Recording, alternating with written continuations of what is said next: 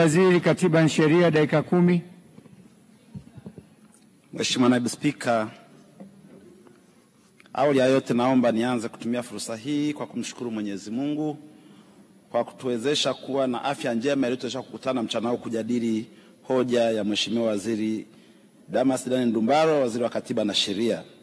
Aidha, naomba kumshukuru Mheshimiwa Dr. Samia Suluhu Hassan, Rais wa Jamhuri ya Muungano wa Tanzania, kwa imani yake kwangu na kunifanya niendelee kuwa msaidizi wake katika nafasi ya Naibu Waziri wa Katiba na Sheria. Mheshimiwa Naibu Spika, nashukuru pia taasisi zilizo chini ya wizara na muhimili wa mahakama kwa kutekeleza majukumu yao kwa ufanisi, lakini pia kwa ushirikiano mkubwa wanaotupatia mimi Mheshimiwa Waziri pamoja na mimi Naibu Waziri. Niwashukuru viongozi wengine wa kitaifa akiwemo Makamu wa Rais, Waziri Mkuu, Naibu Waziri Mkuu kwa miongozo yao inayotuwezesha kutimiza majukumu yetu kwa ufanisi. Mheshimiwa, pia niungane na wabunge kama alivyozungumza na waziri wangu kumpongeza Mheshimiwa Dr. Tulia Ackson, Spika wa Bunge la Jamhuri ya Muungano wa Tanzania, kwa kazi nzuri anayoifanya kuliongoza bunge lako tukufu. Aidha, nikupongeze wewe binafsi Mheshimiwa Naibu Spika Zungu kwa mwongozo wako mzuri katika kumsaidia Spika kutekeleza majukumu yake.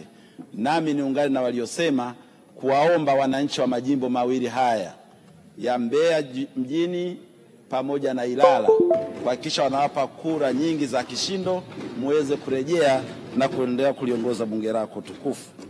Mheshimiwa Naibu Spika, kama alivyowashukuru Waziri wa Katiba na Sheria alipokuwa akiwasilisha bajeti yake, napenda kutumia fursa hii kuishukuru Kamati ya Kudumu ya Utawala, Katiba na Sheria chini ya uongozi wa Mheshimiwa Dr. Joseph Kizito Mhagama, mbunge na mwenyekiti wa kamati, makamu mwenyekiti Mheshimiwa Florence Kiombo na mwenyekiti wa Kamati ya Kudumu ya Bunge ya Budget chini ya uongozi wa Mheshimiwa Oran Manase Njeza kwa ushauri na miongozo yao iliyotuwezesha sekta ya sheria na katiba kutimiza majukumu yao vizuri.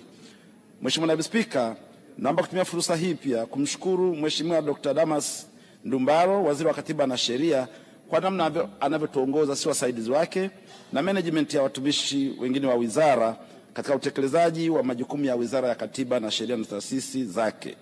Pia nawashukuru management ya wizara, taasisi za wizara pamoja na mahakama, muhimili wa mahakama kwa kutupatia ushirikiano mkubwa kutuwezesha kutekeleza majukumu yetu kwa ufanisi. Naomba Mheshimiwa Spika uridhie niwashukuru wananchi na wapiga kura wa jimbo la Butiama kwa ushirikiano wanaonipa mimi mbunge wao, hasa ninapotekeleza majukumu mengine ya kitaifa, hususan kwa nafasi ya Naibu Waziri wa Katiba na Sheria.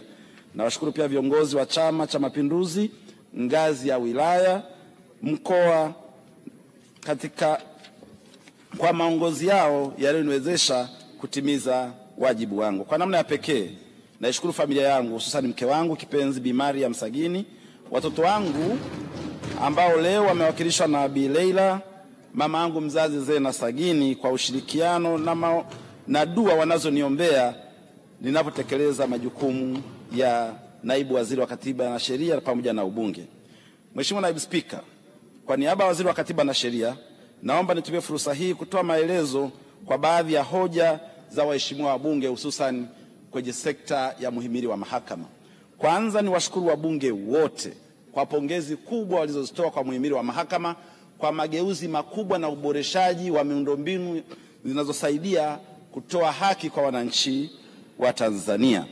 Aidha, tunakiri kweli jengo lile lililojengwa ni kubwa, la kisasa, la mfano, hakuna mfano wake Afrika, na tumeambiwa ni jengo namba 6. Pongezi kwa mtendaji mkuu wa mahakama, jaji mkuu na muhimili wote wa mahakama kwa ubunifu na kuja na jengo lilo bora sana. Lakini nitumie fursa hii kumshukuru Mheshimiwa Dr. Samia Suluhu Hassan kwa kuwezesha fedha zilizowezesha ujenzi huo kufanyika. Mheshimiwa Naibu Spika, yameelezwa mambo mbalimbali hapa, hususan upungufu wa watumishi katika sekta ya mahakama. Ni kweli kwamba upungufu huo upo, lakini tunaishukuru serikali ya Dr. Samia Suluhu Hassan kwa kuendelea kutoa vibali vya ajira kila mwaka ili kuipunguzia sekta ya sheria eneo hili la upungufu wa wafanyakazi. Kwa mfano, mwaka uliopita mahakama ilipewa kibali cha kuajiri watumishi 522, lakini mwaka huu wameruhusiwa kuajiri watumishi 1044. Kwa mwelekeo huo, tutaendelea kutatua tatizo la upungufu wa watumishi wa sekta ya mahakama hadi pale tutakapolimaliza kabisa, hususan kutegemea bajeti yetu. Mheshimiwa Naibu Spika, imezungumza swala la uchakavu wa miundombinu ya mahakama, hususan mahakama za mwanzo na baadhi ya mahakama za wilaya kwamba zilijengwa wakati wa kipindi cha mkoloni. Tunatambua changamoto hii. Ni kwa msingi huo mahakama iliweza kuandaa mpango wa maboresho ya sekta ya mahakama, ikiwa ni pamoja na kujenga miundombinu ya mahakama kuu, mahakama ya rufani, mahakama za hakimu mkazi ngazi ya mkoa, mahakama za wilaya na mahakama za mwanzo. Lakini imeshauriwa hapo, Mheshimiwa Naibu Spika, kwamba kwa kuwa kata zetu ni nyingi na tunazo tarafa ambazo zinakadiriwa kufikia karibu 1000, ni muhimu tungewekeza kwenye ujenzi wa mahakama ngazi ya tarafa baada ya kwenda kwenye kata ambazo hazijafika. Kwa niaba ya wizara tunachukua ushauri huo kwa madhumuni ya kuhakikisha kwamba tarafa zetu zote zinafikiwa na mahakama, alafu baada ya hapo ndo tuende kwenye ngazi ya kata. Lakini niseme, Mheshimiwa Spika, mpango tunaoendelea nao sasa hivi ni kuimarisha mahakama ngazi ya mahakama kuu, mahakama jumuishi ngazi ya mkoa, lakini tunakwenda kwenye mahakama za wilaya na tunaendelea na hizi mahakama 72 tulizoanza nazo katika awamu hii tunayoendelea nayo. Mheshimiwa Naibu Spika, mahakama itaendelea kutekeleza mpango wake wa ujenzi na ukarabati wa majengo ya mahakama kama ilivyoombwa na wabunge wa majimbo mbalimbali. Mheshimiwa Naibu Spika, tunafahamu ameongea Mheshimiwa mbunge kutoka Mbeya viti maalum juu ya mahakama ya Ileje. Nikuhakikishie tu Mheshimiwa Spika, Naibu Spika, nimhakikishie mbunge kwamba mpango wa kuijenga mahakama ya wilaya Ileje upo na utaendelea kutekelezwa na mahakama kadiri ya upatikanaji wa fedha. Mheshimiwa Naibu Spika, tumepata pia maoni ya maandishi kutoka kwa Mheshimiwa mbunge wa Kiteto. Mahakama yake ya wilaya Kiteto pia iko kwenye mpango huo, itatekelezwa sanjari na mpango mwingine wa ujenzi na ukarabati wa mahakama. Mheshimiwa Spika, kuhusu ombi la kuanzisha mahakama ngazi ya wilaya Mlimba, ni kweli kwamba mahakama inao mfumo unaozingatia utawala wa serikali kuu. Kwa hiyo kwa vile hakujaanzishwa hakujaanzishwa wilaya ya Mlimba, inakuwa vigumu sana kwa mahakama kuanzisha wilaya katika jimbo la Mlimba. Lakini tunampa uhakika pale itakapofikia Mlimba ikawa na sifa za kuanzisha wilaya kwa taratibu za TAMISEMI, mahakama pia itajipanga kupeleka mahakama ya wilaya katika ngazi hiyo. Mheshimiwa Spika, umetolewa ushauri mwingi kuhusu uimarishaji wa utoaji wa haki kwenye mahakama zetu. Niwahakikishie waheshimiwa wabunge kwamba ushauri wote utachukuliwa na kufanyiwa kazi, kwa sababu ni dhamira ya rais wetu Dr.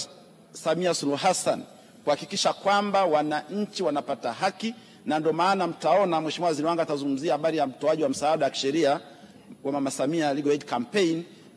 Ni dhamira yake kuona kwamba Watanzania wanapata haki, hivyo mahakama itaendelea kuimarishwa ili kuona kwamba haki hiyo inawafikia wananchi. Nashukuru sana Mheshimiwa Naibu Spika. Asante mwanasheria. Baada ya kusema hayo, naunga mkono hoja. Asante mwanasheria mkuu wa serikali, dakika 10. Jiandae mtoa hoja.